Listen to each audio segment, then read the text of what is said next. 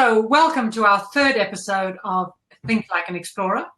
Once again, I'm joined by Nigel, Mr. Frostbite Vardy, and by Cindy, I am far too sensible to climb mountains, Michelle Waterfield. And our topic for today is talking about safety culture, about this rise of protecting kids from everything, which is fair enough. I mean, I don't have kids and Nigel doesn't have kids, but I guess having your kids grow up to be adults is a good thing. I'm sure all parents are on board for that. But there is something lost, I think, when we protect kids from all danger through childhood and then wonder why they turned into adults who lack a certain kind of resilience. And so that's what we're talking about today, kind of the pros and cons of how much risk is acceptable for children. And then what do we lose if we decide that all risk is unacceptable? Nigel, I know that you knew a very interesting woman in your time. I think she'd be a great place to start. Tell us a bit about Alison. Well, Alison Hargreaves, yeah. I mean, we grew up in the same town. We went to the same schools. And the great thing was that Alison, as many people may know, a fantastic high-altitude mountaineer and technical mountaineer, but also a mother. And this in its day, in the 80s and 90s, brought huge press coverage on the fact that should you be going climbing as a young mum? But the thing was that when Alison and I went to school, we went to a place called Belper High School, now called Belper School, where you did outdoor pursuits as part of the national curriculum. So we'd go potholing and caving and climbing and do aerial runway and all kinds of things, actually in school time. It wasn't something that you did extra. It was given by the teachers in those days, who hopefully most of them were skilled enough to do it, and it either made you so excited about getting into the outdoors that you never stopped, or of course it frightened the life out of you. But in some ways it gave you experiences of what is safe, what isn't. When you push boundaries, how does that make you feel? When you perhaps do scare yourself and you go, wow, that was really scary, but actually it was really exciting, so let's try something else. And it opens up a myriad of things that you may then choose to explore and experience later in life. And we were doing this at 10 or 11 or 12 years old. Actually, no, about 13. But we were doing these things. We'd never experienced them as youngsters. And it opens so many doors for so many people I know that went through that same school, Cathy.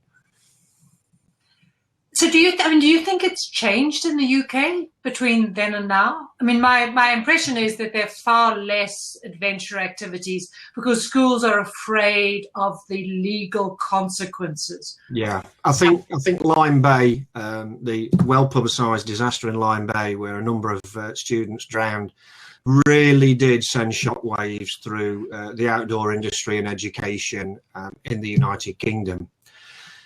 Some people have never got over that, and it was a tragedy. It was horrible. But I think what we have to do is move on, and we have to see the bigger picture for our youngsters. And I know a lot of places where it really is, you know, wrap them up in cotton wool, don't go outside, don't get cold, don't get wet.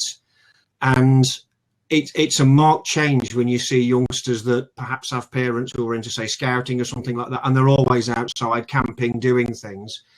Understanding the environment they work with and working with it. You see a lot of change in people when they become teenagers and then coming into business. You can see marked differences in them, that they are just almost petrified to live.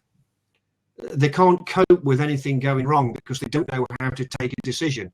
Whereas somebody that's accidentally cut a finger, or the tent fell down, or it rained when it wasn't forecast, and they've got on with it, that's exactly what they do. They get on with it. And that's the big difference you see. I think what's interesting about that is and this isn't just a bunch of old fogies going like, oh, well, it was better when we were young and the youth of today and this kind of nonsense. There's actually some interesting research that's coming out right now. I found an interesting link on Psychology Today looking at some studies being done in the US, where, of course, there's much more focus on this, about resilience. Yeah. And youngsters who are currently in college and the rise of what they're seeing as kids who just lack resilience about being young adults. They've been heavily protected, and at the same time, they've been protected from any kind of failure. They've also been protected from having to make their own choices and then suck up the consequences. Yeah. They get onto a college campus and they don't deal well with being alone. They don't deal well with potentially no longer being the best in class, as they're now in a much bigger group of highly skilled young adults.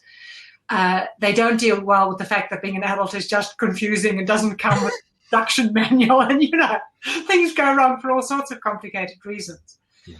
And they're actually saying that they reckon this decline in resilience is a problem. And in the US, they're talking about this being linked with children never being unsupervised under the age of 18.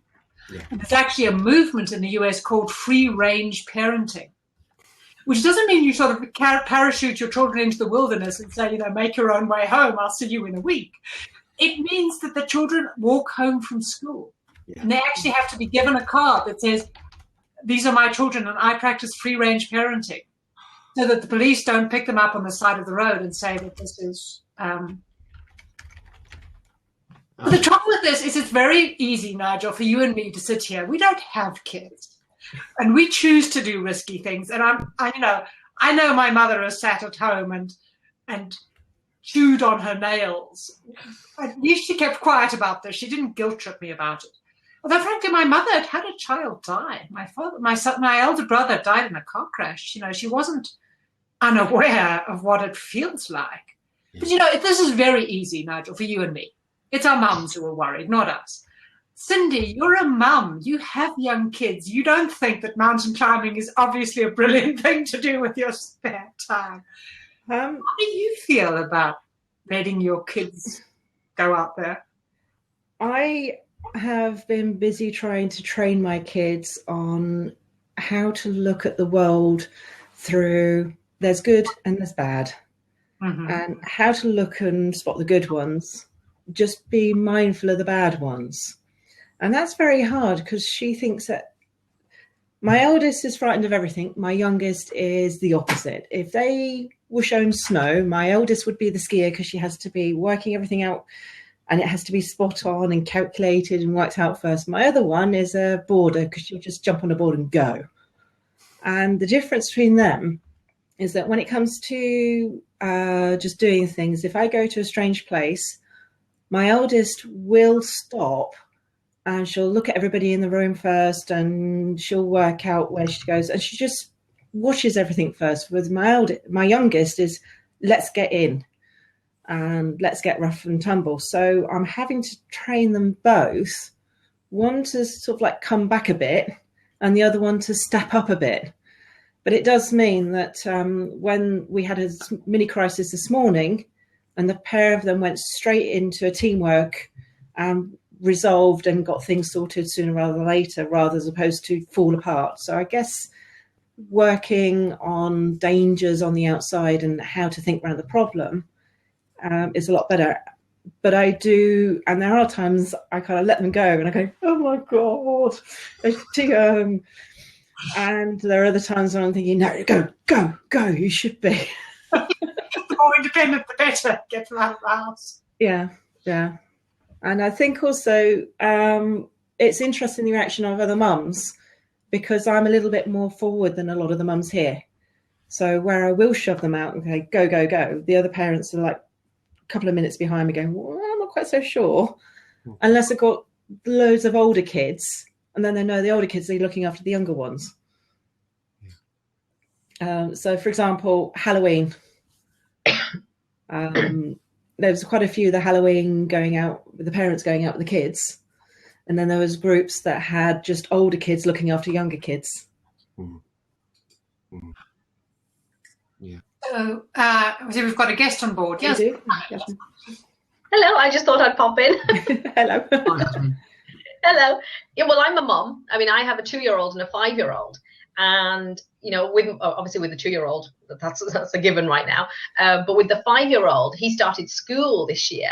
And, we only live 2 minutes away. And, it is, I think it's the constant state of vigilance that I feel as a mum anyway.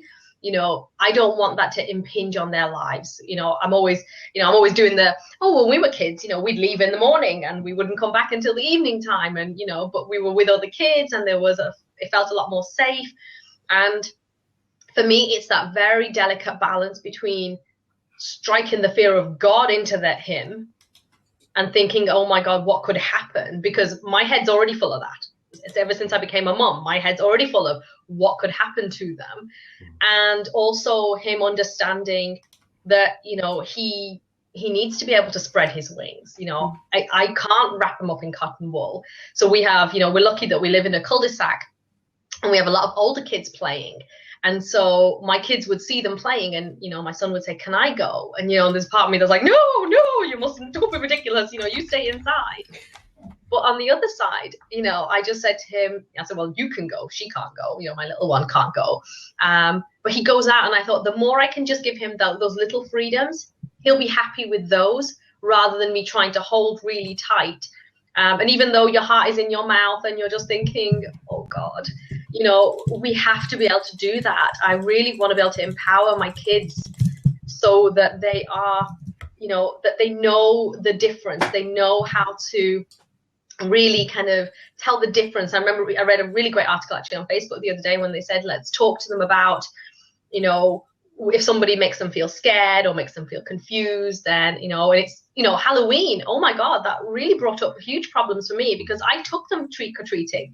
Yeah. The next day I said to my son, how people were giving you sweets? You're only allowed to do that once a year in Halloween. Yeah. Any other time, somebody gives you sweets, you don't let them. Yeah. But you're just thinking, because there was, there's somebody in our street that I was thinking, I don't know him. I've never seen him before. And, and then the mother fear goes up and, but I think it is really about helping him to navigate the world and not letting my fears go so big in that he then kind of thinks, I can't do these things because mom's going to be scared. But have you found, with our local school, they've just put up railings and gates and they're bolting and padlocking everything. And I'm finding my eldest is actually kind of taking that as a cue to relax. It's sort of like it's now somebody else's responsibility. She doesn't have to worry about it now. Whereas I'm constantly saying to her, there are still things happening in school. There are still other kids. There's still, the supply teacher, whatever. Obviously, I don't go down that path, but it's just trying to keep her mindful. Whereas by doing and wrapping them up too much in cotton wool, I think we're getting the opposite, where they think, well, it's not my fault. The school should have made me safe because they put me in a safe environment. I'm told I'm in a safe environment and they let me down. When in actual fact, it's just coming back to good old-fashioned parenting, making them mindful, as well as life's tough. Yeah, and even it's something like sexual abuse, which is something that obviously parents are always thinking about. And so I have conversations with my kids, and when we're when they're having a bath, and I say, and this is private, nobody looks at this. And it's, I remember NSPCC did a great campaign on this about letting children know about what control they have. And another thing is when you're going to see family members or friends and you say, go and give that auntie whatever a hug, and they don't want to, I respect that. I don't make them go and hug and kiss aunties and uncles that they may never have met before just because they're, cousins of mine or, and if they don't want to do it, I won't push them. Yeah. And I think it's important for kids to have that autonomy around what they do, so they feel like they have a choice. They feel like they make the decisions as well. That's an interesting cultural perspective, because I live in the land of cheek kissing everybody all the time, and including kids with adults. So that's more likely if you know the parents reasonably well and you've met the kid before. But that's considered completely standard. And yet we have some Finnish people down here, and they don't even want to shake hands. They're so contained in their private space. And the idea of actually sharing cheek space with people is just awful. Oh, excellent. There's some interesting issues about cultures create an idea of this is acceptable and this is unacceptable. And then you start traveling. And you've got to oh, now I have a choice between claiming that, my personal autonomy is everything and frankly being rude, or understanding that different cultures do things differently, and how much are you going to bend, and how much are you just going to say, sorry, that's not how I'm comfortable doing it. So that travel is can be very useful for kids. Yeah, absolutely. And I come from a Muslim background, and in Muslim communities, some men and women will hug, and others will be very much against it. I'm a hugger. If you see me, if you meet me, I'll hug you. And that's a given. But other people will not be comfortable with that. And so you do kind of have to be aware of that. But I think if we can teach our kids around critical thinking and just thinking, well, this is, and it's the same with religion. I talk to my children and say religion is a story. Religions, all the religions are a story about God. And so I'm trying to teach my children that, to be critical, when they're thinking about religion, not just accepting the indoctrinations or, any of those things. Because my child goes to a Catholic school. I'm a Muslim. My husband's a Catholic. It's like a whole big mix in our family, But so I don't want him to just be going down this one tunnel of like, this is right, this is wrong, this is right, this is wrong. I want him to be open to all of those experiences, and for people to actually kind of go, oh, okay, yeah. So we're not. I think it's so important right now that our kids don't just take everything at face value. Absolutely. Let's get them thinking deeper. Let's get so social media and all those wonderful things that we have right now, is we need them to think deeper and to be able to equip them to do that. I'm gonna have to go. I love this conversation, but I have to go. Thank you for joining us, Yasmin. It was lovely to. Oh, thanks for having me. It was great. Oh, thank you, Yasmin. Thank you. Thank you. I think there's something else that specifically to be gained from outdoor activity, though, which is that all this safety talk around how you deal with other people is still all about everything's being controlled by somebody, and there's a person who takes responsibility. Yeah. Even if it's the bad person, whatever. But what being outdoors teaches you is this stuff where it's just stuff happens. The old-fashioned kind of acts of God. I saw some interesting research that says when you ask people what's the worst thing that they're ever likely to encounter in a lifetime, the most dramatic disaster, they'll list terrorism because that's what they think of. It's not. It will be natural disaster. Oh, well. Nothing humans have done, right up to dropping those atomic bombs, matches up to the truly great hurricanes, volcanic eruptions, flooding, and we cannot stop it. Our cities will crumble in the face of certain of the truly dramatic natural disasters. And I think getting kids into the outdoors teaches them something about there's a certain amount of stuff in life where shit happens. Sorry for the language, but it is. It does, and get over it. Things you can't blame someone. There will be nobody to sue. It can't be stopped. What you're going to have to do is learn how to recognize it, react to it, deal with it, and pick yourself up and keep on trucking afterwards. And that's where outdoor activity is such a great teacher. Yeah. I know when I was but a young boy, Cathy, with brown hair, and we used to go and play in the woods. I went to go and see my grandmother, not far from where I live, and a group of us would get together, we'd go and play in the woods, we would get stung by nettles, absolutely filthy, do all the politically incorrect stuff like bang, bang, you're dead, and play at soldiers, build dens, come back with scratches on us. And, people say, well, what's all that about? Well, it's learning and teaching you things such as these plants sting, stings hurt. Well, you've done it once, so don't do it again. Or when you do it again, you know what's coming. And you start to learn by experience. You start to learn that falling hurts. I mean, I've just put a post on the National Trust in Britain are doing a big activity thing of something like 50 things to do before you're 11. And it's things like climbing trees. And there's a lot of people who don't want that to happen. There are people that don't want it to happen. You're absolutely right. They'll actually, I've known parents who've actually cut a tree down because little one might fall out of it.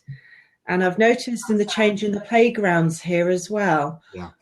So right from a very early age, there's big, thick padding now underneath the swings and the slides. Big slides are being now replaced with the smaller slides. And the only thing I can put it down to is, yes, okay, it's bad news if your child falls off. And I've had to deal with that where one is messing around and I've actually had to walk away, even though warning them. And there's one climbing down one side of a slide and the other one climbing down the other of the slide.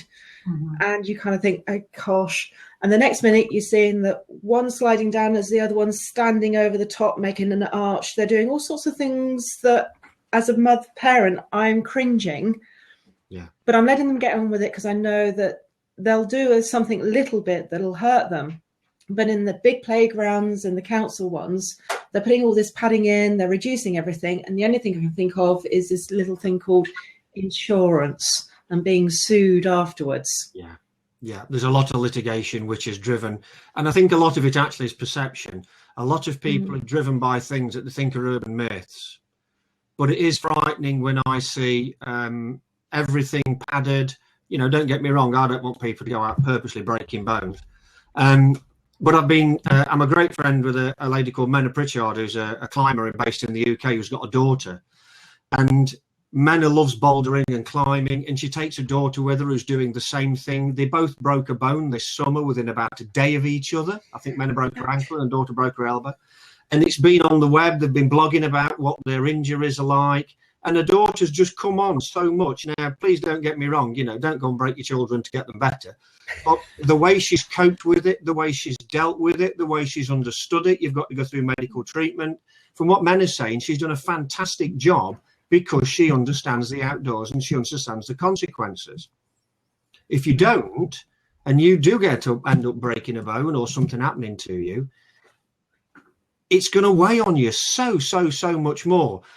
You know, me having frostbite, because I'd had all my outdoor experiences beforehand, it wasn't an easy time, but I've got that background knowledge from a childhood and up to help me. If I'd have gone into it, it would be a very different story.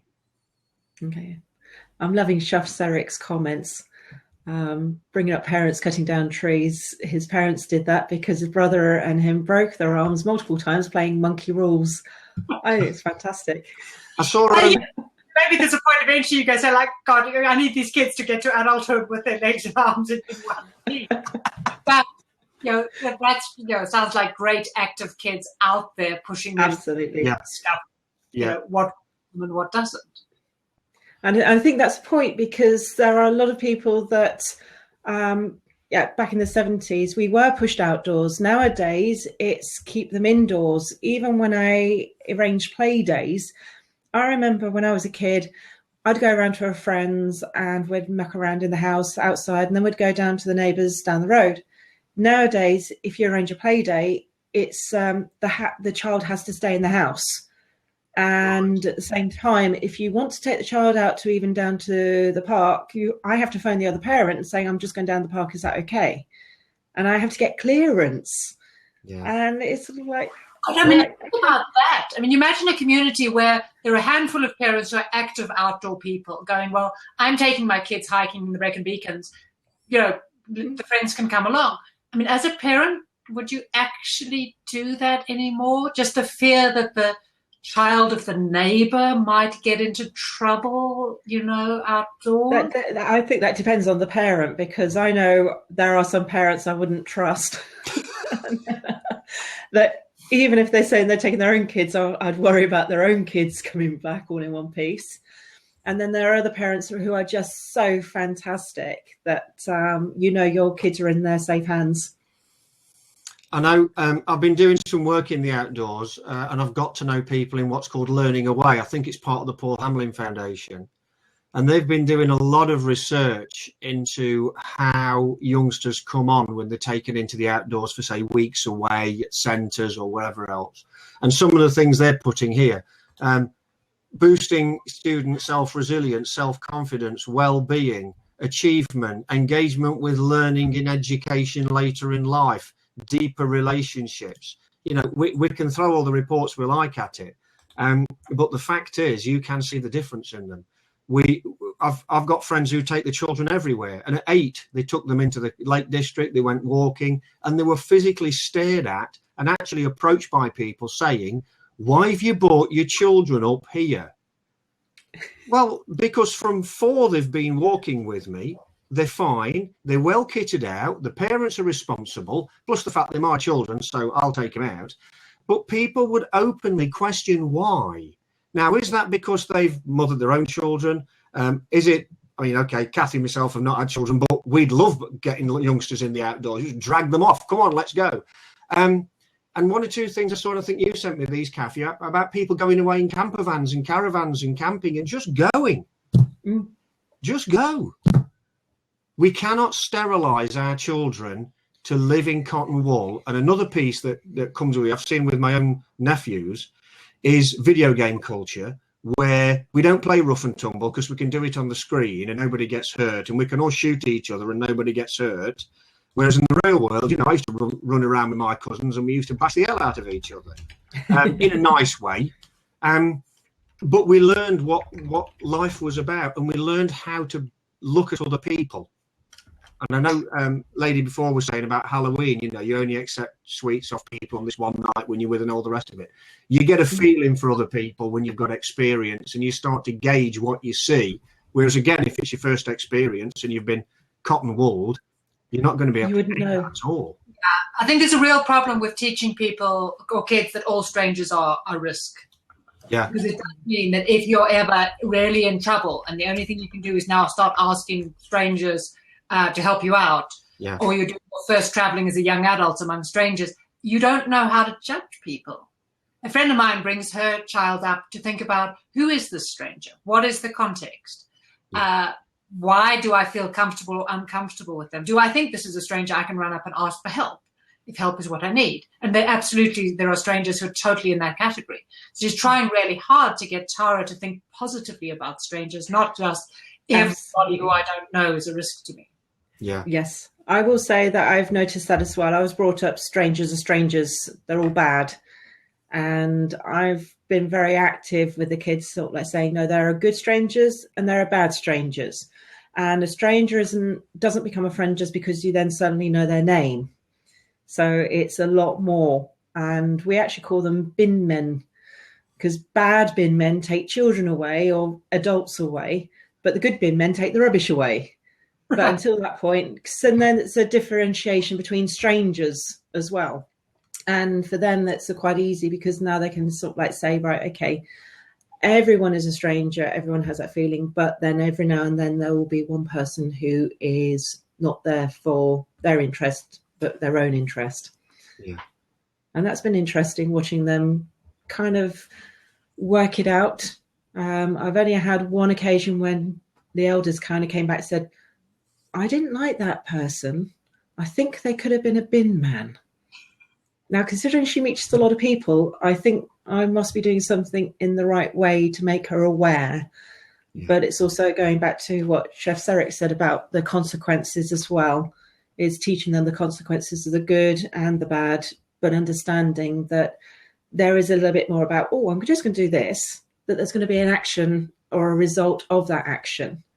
And that just to teach them just to think that little bit further. So they don't automatically go down a bad route or blaming someone, when in actual fact, it's what they started to begin with was going to be that inevitable result anyway. Yeah. I think there's actually another loss to the outdoor community in the current culture, particularly the child abuse fear, which is that still more people in the outdoors are men than women. It appeals more to men. Yeah. And men are also, I think, I saw somewhere a quote, dads are more likely to be proud when the kid does something rash, and mums are more likely to be concerned. And yes, it's a stereotype, but there's some truth to it. Yeah. But the risk of, as a man, I mean, my male friends just go like, yeah, no, strangers' kids, not a chance. I don't talk to them. If they fall over in the street, I'm not going to rush over and pick them up. I'm going to look for a woman to do it. Even the children of my friends, unless they're really close friends, I'm not particularly going to offer to take them camping with me. Forget it. I'm a guy. I'm at risk of accusations. And I think that's a loss in the outdoor world, because more men than women are doing outdoor. Fewer children having male mentors in activities because they're being sheltered from men. And of course, we know there are fewer men in teaching. Well, I was about to say that, Cathy. If I go into particularly primary education in the UK, at times I've been the only man in the school. And I mean, female head, female teachers. I mean, don't get me wrong, I've got no issue with that. But I think that we need a mix, because some of the young boys are going to want a lady to talk to at times, and they're going to want a man to talk to. And if they haven't got that opportunity at all, we all have problems in our life. They feel very exposed and also very alone at times. If you're 7 years old and you need to talk to somebody, and there's nobody there, you're on a heck of a learning curve at 7. And though you've got to learn, don't get me wrong, it's a major problem. Going into secondary education, it's different. I find it's a really mixed bag. But coming back to schools earlier, I know we were talking about schools now. Some of them, to me, almost look like prisons. There's 8-foot fences around them, security gates, swipe cards. Where I work in engineering doesn't have that much. And are we giving the wrong message? I know we've got to, protect the children in some ways, but are we giving them the wrong message by saying, once you're in here and it's locked, nobody can touch you? Once you're outside, you're on your own. And I just find going into some schools, even I have trouble getting in, even though they know I'm coming, because I don't have a swipe card and a passcode. And it really is, it's almost like a prison. It really, really does frighten me. Absolutely. Hey, how you doing? I've got a view on that, Nigel. The thing is that organisations, both in the public sector and the private sector, are so risk averse that they just don't want to leave themselves open to parents who, I suppose, will sue them because the fence wasn't high enough or they weren't secure enough. And to be honest with you, as a parent, I have an 8-year-old. The school she goes to is a wonderful school. Doesn't look like a prison at all, because although they have very high, they're not fences, they're actually very large bushes. So natural fences, if you will. But I want to know that my daughter's safe at school when I go to work. I don't want to have to be thinking all the time, is someone trying to get in there and cause them issues? Is she going to run out into a busy road? That type of thing. That said, it's secondary school, so I can understand it at primary school level, but at secondary school level, we need to start, I suppose, introducing our kids into the real world. But as the headmaster or the local authority responsible for that school, do you want that responsibility for being left open to a lawsuit? We live in a far more litigious society now than we ever have done, really. I think there's an interesting point about we look at those risks. We're first of all bad at judging risk, and then we're bad at comparing short and long-term risk. Yeah. So short-term risk is something happens to my kiddie right now. And then we've got an enormously exaggerated fear of strangers and sex abuse. It's the panic of our times. Of course. Long-term risk is all these things about obesity, video game culture, lack of resilience, social awkwardness because these children don't interact with strangers. They're too frightened to interact with strangers. But particularly young adults who lack resilience. They've been protected their entire childhood.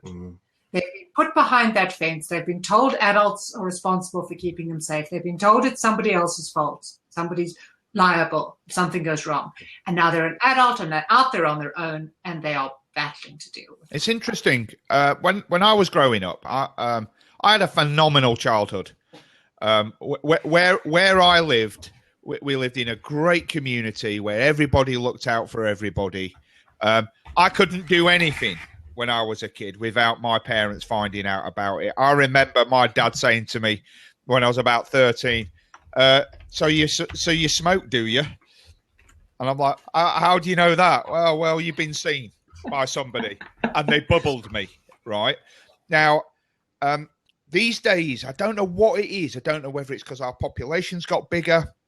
I don't know whether it's because there's been a breakdown somewhere in community life. But where I live now in the south of England, we have a great community here as well. But we really have to work at it, where when I was younger, it seemed to come more natural. It just everybody did it. It was an unspoken thing. I used to walk 1.5 miles to school on my own. at my daughter's age, there's no way I would let her do that now. I think people are more brash nowadays and more brazen. Yes. So I can remember, and I was actually talking to my daughter about it this morning, that I'd gone to a shop in the south where I was living, and I noticed that there was a bloke with a child in his arms, kicking and screaming, saying, "Put me down." Now, it looked like a guy who had a daughter who's doing the normal, "I don't want to be picked up, I've had enough," and he was just doing the embarrassing, taking the kid out. But then a couple of minutes later, over the tannoy, it transpired a 9-year-old had been abducted. Now, I can't say that was the one and the same, but I've been mindful of that ever since. And then I look at the school and bring it back to the school and how they're acting to my child. They have wrapped her up in cotton wool. Now, as a parent taking my kid shopping, would I now let her go to the toilet by herself? Probably not, because I've had that experience of something else happening from those years ago. So I can now understand with the school, they've put the railings up because they have had a parent coming in threatening the life of a child. Now, we're in the middle of nowhere. But if they've already had that experience and the kids have had that experience of a parent doing that, then we suddenly go, instead of sort of like dealing with a problem and re-educating everybody else, we suddenly close everything down. So again, at the school, where they've had a few broken bones of kids playing in the playground, what they've now done is taken away the good old tennis court settings where you used to charge from one semicircle to the other, playing a form of tag. And now they've put on like train lines, and they've put little circles of where they're calling friendship circle. And they've actually marked out a skipping rope area. So all the kids must go there. And it's sort of like really taking it down from being able to run around, but they recognise they still need exercise. So it's like, let's separate and segregate everyone. And let's not be quite so active in the exercise, but then let's do it little exercise. And I do worry about with the kids, because even saying to them, getting into Taekwondo or the other one that Chef Eric was saying, mine aren't really interested. I can get them just doing gymnastics because it's the next step up. And they're now becoming aware of the gymnastics on the television. But that's not because of school. That's because of me pushing them after school. And it's me having to do the extracurricular activity. But I also know there's a lot of parents who aren't going to do that for their kids. Yeah. Cindy, is it okay if I just reply to Rick of Rock in the comments there? He says it's very sad that we have come to this age of paranoia. Do you know, I think that it occurred to me just then as I read that comment that actually modern communication technology may have a part to play in that. Because, you know, every little thing that happens in our communities now is pushed out on Facebook. So if on the way home from school, you know, my daughter is approached by somebody, it may be completely innocent. Okay. But because of the way that my daughter has communicated that to me when she got home from school, says, "Oh, Daddy, this man came up to me and spoke to me." I then put it out on Facebook. "Oh, you need to keep your eyes open and be vigilant. There's a nutter on the loose," or whatever. But that's what people do. Yeah, and it makes us far more, in some respects, it's very good, but it also makes us far more vigilant and far more alert to these things going on around us when actually, more often than not, it's probably nothing. Well, I know. I think that's go on, Cathy. Then it affects our ability to assess risk in all sorts of ways, because you assume that the more you hear about it in the media, the greater the percentage, the likelihood that it actually happens. But that's not true at all. Correct. The media feeds off the uber dramatic, negative, highly rare story. So we now live in a world where we actually have no idea of what the things are that are most likely to harm our kids, which are probably our cars. Yeah. But we won't do without them, will we? Live in a car and travel with them, but oh my God, we can't live without cars. They're so embedded in our culture. We don't see them as being and then there are the mega kind of incidents that happen, adverse incidents like Madeleine McCann and those types of things that get reported in the media. and just blow things. Don't get me wrong; it's every parent's worst nightmare. When we're on holiday, we went on holiday in the summer to Marbella. It was very, very busy because it was August. Do you know what? I never took my eye off, even though we're in a restaurant eating outside on the sort of an outside restaurant, and she's out playing. I never took my eye off her, not even for a split second. But it doesn't matter whether it's this country or another. Talking about cars, Cathy, the most dangerous place by ROSPA in the UK that there is your kitchen. More accidents happen in the kitchen because you've got hot things, sharp things, surfaces too high for a child, you've got cookers and all the rest of it. And nobody bans their child from a kitchen. They all want to teach them how to cook, or I hope so. We've got baking and cooking programs all over the UK media. So let's get them in there and let's get them cooking. But we don't perceive the risk because we think it's a controlled environment. Now, what I would say about that is something that disgraced me in hospital was the number of children I saw with hot water burns because the adults allowed them to pour boiling water over their heads. Now, all right, if there is a mitigated risk, a proper risk, you've got a child with a burning fire in front of them, they're 3 years old, they will try and put their hand in it because they don't know any different. But once you learn those lessons, then we can move on. I agree completely with Paul about social networking and all the rest of it. You've only got to have one thing happen in the local town and it's across the internet like a plague. Now, even if the youngsters at 6 don't see it, their parents do. Yeah.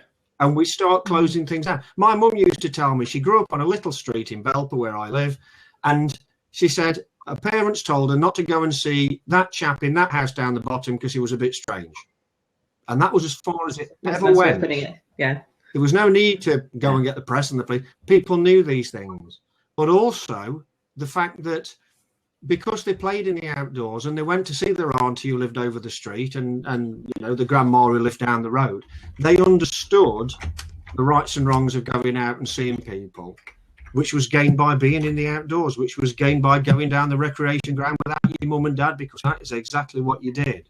There were still people taking people away. There were still murders going on, but it wasn't plastered across the web every 30 seconds. No, but we also had a lot more common sense. So it's coming back down to accountability, responsibility, and teaching that right at the beginning. Yeah. Because it's things like when I was growing up, I was told not to do skiing because you break your bone.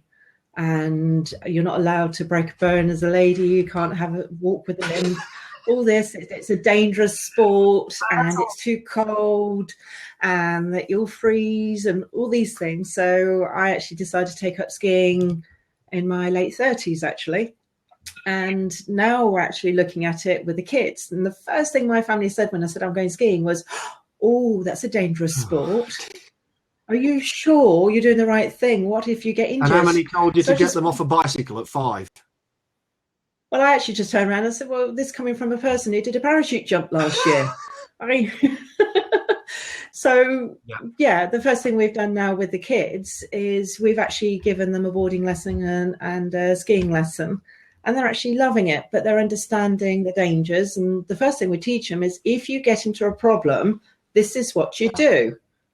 And I think just giving them an out of how to handle a situation is a lot better. And that will go through their life, just not in skiing. That will resonate so many times during their older years where something went wrong and all I needed to know was where to stop.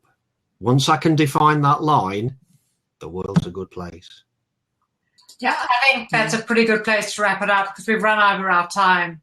But effectively, in the setup where urban risk is so tricky to deal with, I think there's an enormous place for outdoor education because we have, particularly in Britain, you have an incredible array of now highly qualified outdoor leaders and guides. Some amazing programs are run. And children have to learn about responsibility and consequences and resilience and assessing risk. Let's face it, an outdoor environment with a qualified outdoor instructor is a brilliant place to do that, given that our suburbs and our cities are apparently so treacherous place to be a parent and try and manage your kids. So, I think we need a bigger push for the value of outdoor education to help children build responsibility and resilience. Yeah, definitely, Cathy. Absolutely. Great. Thanks everyone for participating, and we'll be back in about 2 weeks' time with next time's topic. Yep. See you then. Thank you.